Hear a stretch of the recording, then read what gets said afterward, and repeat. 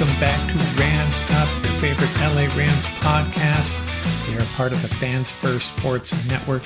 You can follow us on our YouTube channel as well at LA Rams Up. I'm your host, Mark. I'll be joined occasionally by my football gurus, Paul and Ian. Let's get to it.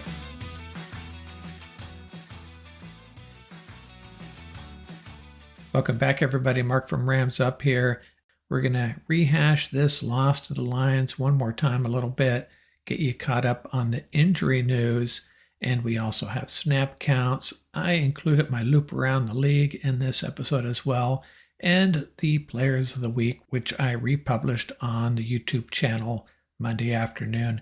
Before I move on, one thing I should have mentioned probably multiple times by now is, what about Chris Shula? Does this guy have this defense playing well and playing together? Man, there may have been some concerns about him. Does he have the experience? Does he have the leadership ability to bring this young group of players together and get it done? And I think we have our answer. Great job by Chris Shula and this defense. Now let's get to the injuries. Hey, we're all busy. Thought I'd save us some time. I'm going to give you a list of the healthy guys. No, just kidding. This is not a fun part of this podcast. Rams are pretty banged up. Puka Nacua will be placed on IR, has re-injured that knee. Joseph Noteboom, considered week to week. Kevin Dotson, who left the game in a boot, is considered day to day. Steve Avila, also a candidate for IR. So best case scenario right now is we get Joseph Noteboom back next week and Rob Havenstein. Kevin Dotson is good to go. And the following week we get Alaric Jackson back. Just got to find a way to beat the Arizona Cardinals with the guys we got. Hey, we know Tyler Johnson can play. Jordan Whittington's going to have to step up. Another week of Bo Limmer and this defense put in another day's work like we saw against Detroit. Rams can get to 1-1. Hey, let's look at some snap counts from the Rams-Lions game. 5 players on offense played the entire game. That would be Matthew Stafford, Cooper Kupp, and 3 offensive linemen, Jonah Jackson, Warren McClendon, and Kevin Dotson. Demarcus Robinson missed 6 snaps. Kyron Williams missed 7 snaps. And Colby Parkinson out there, 88% of the snaps, missing 9 total. A.J. Curry had to come in and play basically 65% of the game. And Tyler Johnson, same number as a Curry, 65%. Both of those guys replacing injured players. Curry coming in for Noteboom. Johnson pretty much replacing Puka Nacua. And we had to turn to Bo Limmer for 41 snaps after Steve Avila went down. Ronnie Rivers got in for 7 snaps. Davis Allen, 6. Tutu Atwell, the forgotten man, 6 snaps. Hunter Long, 3. And Jordan Whittington, 2. On defense, 4 guys played the whole game. 3 defensive backs, Cameron Curl, Trey White, and Quentin Lake. Man, Quentin Lake, he is a big hitter, isn't he? And Troy Reeder the entire game as well. Kobe Durant came out for 2 snaps. Nothing really jumped out at me other than that, although Russ Yeast just 1 snap, Cam Kinchins 5, Tyler Davis 11, and Michael Hoyt 30. Hey, let's get into our first 2024 loop around the league, checking in on all the other games across the NFL. We'll come back in a couple days with our updated power rankings. We'll go over my Rams Up Straight Up picks, how I did against Pete Prisco, our buddy over at CBS Sports, and also make our Week 2 picks. I already talked about the Ravens-Chiefs game and that video drop I did the other night. Just to reiterate, what a great game. Those 2 teams are so much fun to watch, and I just wanted to see that 2-point conversion for the win, but we didn't get it. And I also said that loss is not going to impact the Ravens much in my rankings. And then the Packers, 2 takeaways early in the game in Eagles territory, and then they mustered -7 yards of total offense after those 2 takeaways and 6 points. And I think the Packers mismanaged their extra points. They go up 12-7 in the second quarter, chase the 2 points, way too early for that. Then they go up 18-14. They kick the extra point, no problem with that. And then they go up 25-24. This is where you chase the 2. They don't. They kick the extra point. Made no sense to me.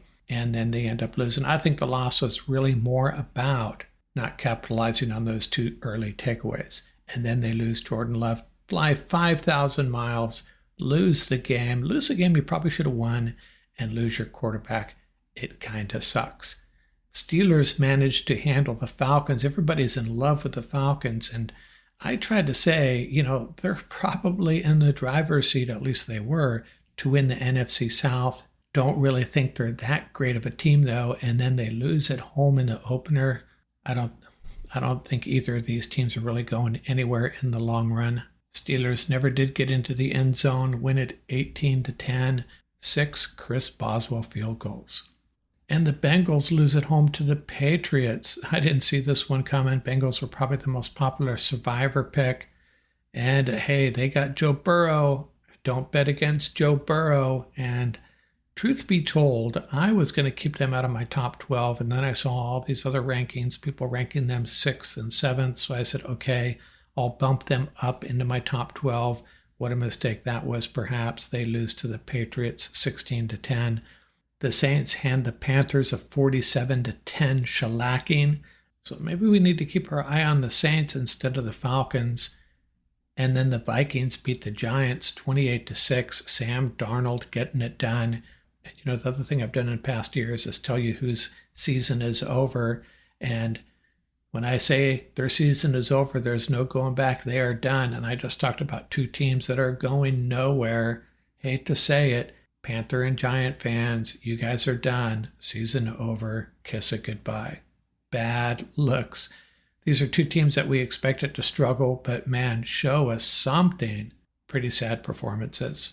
And a team I was riding high on, the Arizona Cardinals, leapt out to a big lead, ended up losing 34-28 on the road at Buffalo. Man, that would have been a big win for those guys. Kyler Murray had Marvin Harrison open for what would have been the game-winning touchdown. Did not see him. Still a good performance. I'm wondering if their defense really isn't up to it quite yet. I still think they're going to be a tough team to deal with for our Rams. The Bears were down 17-0 at home to the Titans and came back to win 24-17. And no, it wasn't really about Caleb Williams. The Bears blocked a punt for a touchdown, also had a pick 6. So yes, in other words, the Titans gave that game away. Bears get their first win under Caleb Williams. But Williams has some work to do. He was 14 of 29 for 93 yards, 3.2 yards per pass play. Hey, and I'm not saying he's a bust. It's so crazy when people go to that word, that assessment so quickly. No matter how talented these guys are, there's always a little bit of a learning curve, unless you're CJ Stroud, of course. But hey, they got a win they probably didn't deserve, but they're in a good place right now. And the Dolphins roared back to beat the Jags thanks to a Tyreek Hill 80-yard play and a game-winning 52-yard field goal as time expired. And this was after Hill was detained outside the stadium before the game. Didn't stop him. Dolphins 20, the Jags 17. Saw a lot of people picking the Jags. I picked the Dolphins in that. Wasn't their best performance, but they got it done. Maybe this Jags defense is okay. And a big AFC South matchup. The Texans go into Indianapolis and pull out the win 29-27. Fun game. 2 good teams. And this Texans team can be kind of scary on offense. A lot of people think about the Dolphins and the weapons they can throw at you. A lot of people were down on this Joe Mixon addition. Saw a couple of experts saying he's not the answer there. Didn't really do well yards after contact with the Bengals in recent years. But he goes off for 159 yards. And then they got these 3 receivers, Nico Collins, Tank Dell, and Stephon Diggs. This is a scary team. Sunday afternoon games, not much entertainment value overall, but there was some good stuff. Chargers 22, Raiders 10. Jim Harbaugh, just what that franchise needed, I have a feeling. Although I still say Justin Herbert, a little bit overrated. Gardner Minshew, maybe a little underrated. And Brock Bowers looks like the real deal. If you drafted him in your fantasy football league, you're a genius. Seahawks give up 2 safeties. Gave me Fred Dryer flashbacks and still managed to win, beating the Broncos 26-20 at home. Have the Seattle Seahawks ever played in a normal game? No, they have not. Bo Nix, the third rookie quarterback to get a start, joining Caleb Williams and Jaden Daniels. And it was a struggle for Nix as well through 2 interceptions. One of them, it was quite comical. Adam Archuleta, the ex-Ram, verbalizing an "oh no" as the ball was in the air. Seahawks intercepted. But I still have high hopes for all 3 of these guys. The Washington Commanders, another team breaking in a rookie quarterback along with the Bears and the Broncos. Man, Baker Mayfield lit it up. 24 for 30, 289 yards and 4 TDs. Bucks win 37-20, and it really wasn't that close. Maybe we shouldn't be talking about the Falcons. Maybe we should be talking about the Saints and the Bucks, the defending champions of the NFC South, by the way. Cowboys go into Cleveland, their quarterback now the highest paid player in NFL history, Dak Prescott, and they clobber the Browns 33-17. And, Browns, great defense. It's not going to work, though. Deshaun Watson, wow, what a burden. He carries a $72.9 million cap hit next year and the year after. Man, don't know where the Browns go from here. Cowboys looking good, though. Just not sure how much weight to put on this game from the Cowboys' perspective, because the Browns, they look like they just might be a mess. Last game of the weekend, Monday night. Didn't stick around for the end. Wanted to get this posted. The result was pretty obvious. 49ers going to win handily. 49ers had it well in hand without Christian McCaffrey. Looked like a really dangerous team offensively, obviously. Jordan Mason doing some damage on the ground. Brock Purdy just really well protected. Thought this Jets defense would be up for the test, but they were not. So where does the NFL stand after week 1? The NFC East is a 2-team race. It's all over. It's between the Cowboys and the Eagles. The Commanders and Giants are done. That's right. Week 1, they are done. NFC North, everybody won except the Packers, and they will be without Jordan Love for a little bit. The NFC South, Saints and Bucks in good shape, 1-0. Panthers and Falcons trailing them. The NFC West, the Seahawks and 49ers 1-0. Rams and Cardinals 0-1. AFC East, everybody won except the Jets. AFC North, 1 team won, the Steelers. AFC South, 1 team won, the Texans. And the AFC West, Chargers and Chiefs both 1-0. And I think the Broncos and Raiders could be in trouble.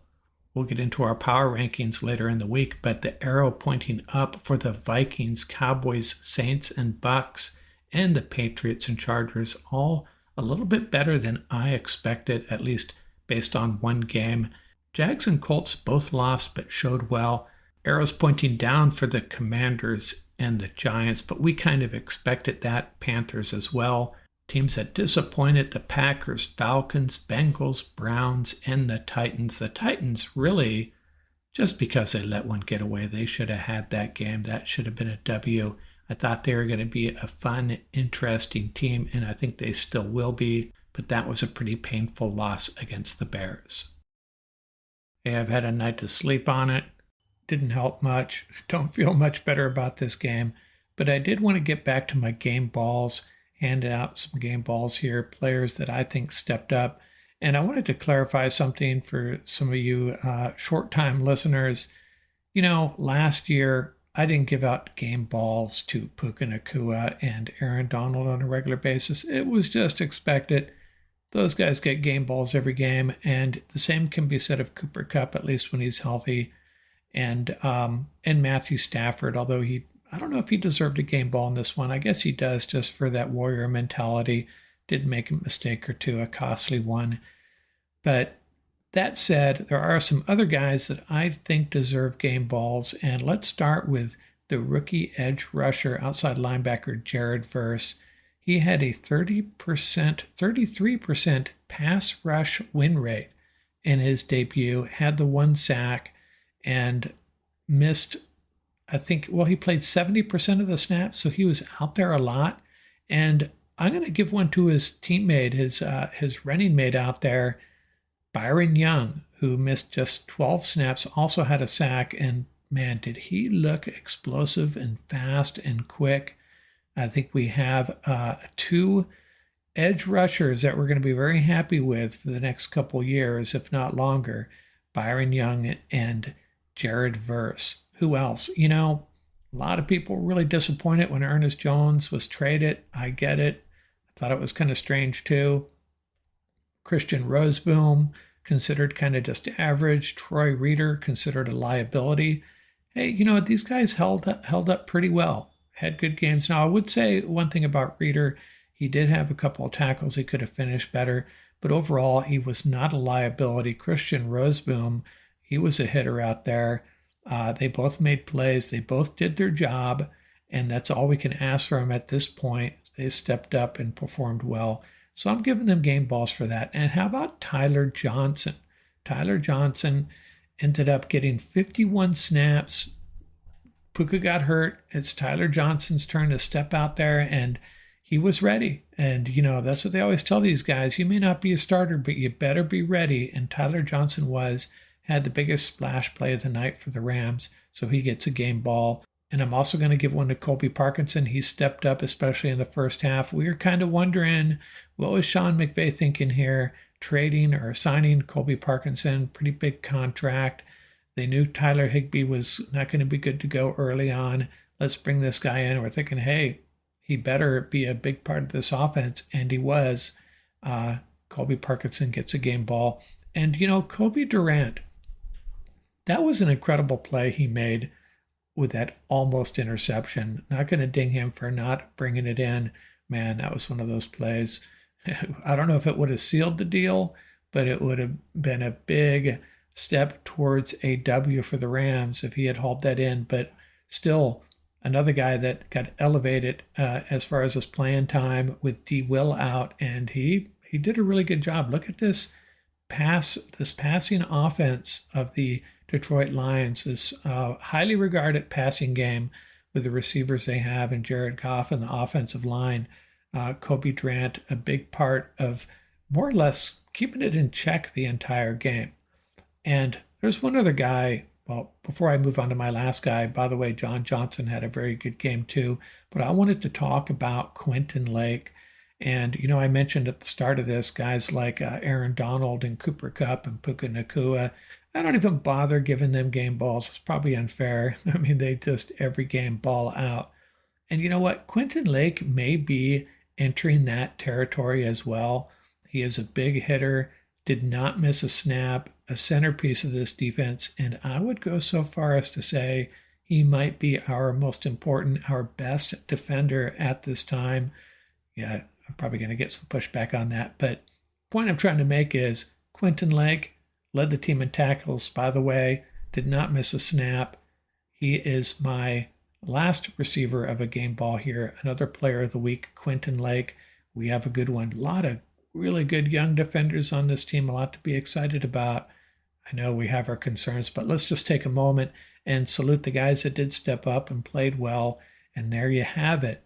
There are my players of the week. Week 1 coming out of this loss to Detroit in overtime.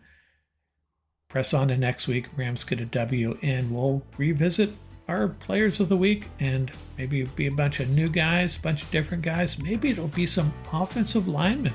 Wouldn't that be nice? Out here from Rams Up.